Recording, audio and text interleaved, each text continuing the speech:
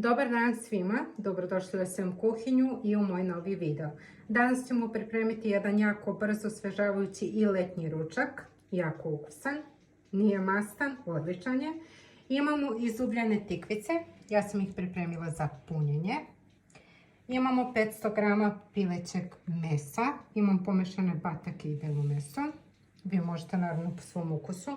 Kačkavalj imamo koji ćemo posle staviti odozgo kada treba da se zapeču. Ovdje imamo sitno seckan peršun i beli luk. Ovdje imamo sitno seckanu masu iz tikvica.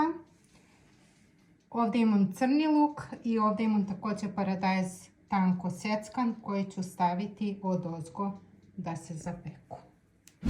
Prvo što radimo, ja sam zagrejala ulje u tiganju. Prvo ćemo ispržiti crni luk. Dodat ćemo malo soli i dobro propržiti luk. Sada kad nam se luk ovako lepo propržio, dodajemo meso. Lepo ćemo promešati.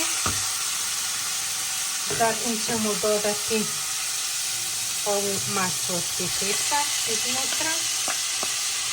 I to ćemo sada lepo propržiti. Kada smo meso propržili, dodajemo peršun i beli luk. Sada ćemo i to malo prodimcati.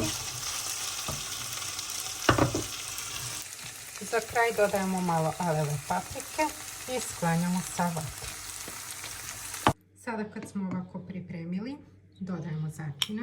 Dodajem jednu punu kašiku vegete. Ja ovu definitivno Podravkinu najviše volim, pozdrav za Hrvatsku.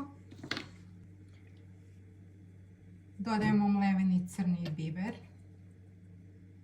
Dovoljno je.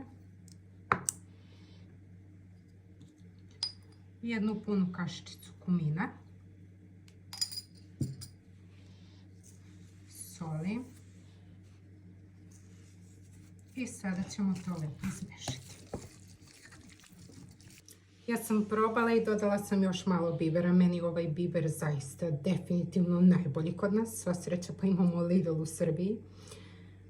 I sve ostale začine koristim od Kenije, oni su mi najbolji. Napišite mi koje vi začine koristite i koji su po vama najbolji. Sada ćemo puniti tikvice. Kada napunim tikvice, ja ću ovako staviti po 2 tanke kriške paradajza. I tako ćemo sada puniti svaku narednu i naređati. Tikvice su nam spremne. Ja ću sada sipati sasvim malo vode. Staviti foliju i idu na pečenje na 250 stepeni. Nekih 30-40 minuta, sve u zavisnosti naravno od vaše rane. Sada kada su nam se lepo ukuvale tikvice, dodat ćemo dosta kačkovanja rendanog odozgo i stavit ćemo ih još par minuta u realno samo da se kačkavlje zapeče.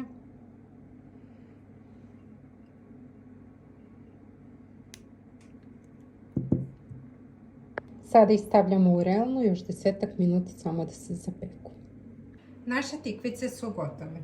Jako su lepe, zapečene. Tu ima i paradajz, po meni odlično ide pavlaka ili kiselo mleko, jogurt, nebitno uz to. Napišite mi da li ste pravili, kako ih vi pravite, šta volite uz njih da jedete i kako vam se sviđaju. Ako vam se sviđaju, lajkujte, subscribeujte se na mom kanalu i vidimo se u sljedećem videu. Pozdrav!